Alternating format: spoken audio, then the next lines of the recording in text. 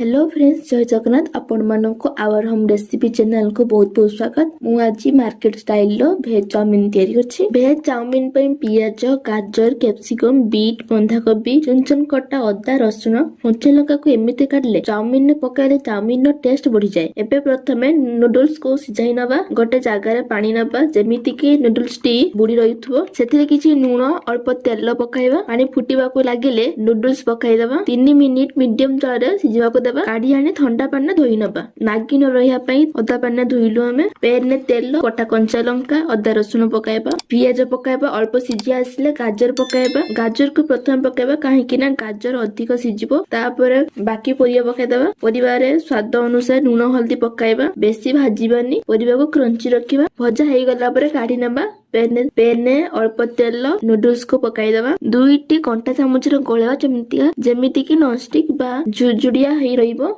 तापर गोली मरच गुंड दबा। गोली मरच आपण मार्केट रु आनी परिबे किंबा घर तयारी करि परिबे। भलो किना कंटा चामच गलाइबा। तापर tomato sauce, chilli sauce, soya sauce पके भलो किना गलाइबा। भलो किना कंटा चामच गलाइबा। तापर भजा वेजिटेबल दबा। नूडल्स को भलो से गलाइबा। 5 मिनिट कुक करबा। देखंतु केते सुंदर देखा जाउछि। मार्केट स्टाइल लो भेज चाउमीन रेडी। बाय। रहिली। जय जगन्नाथ।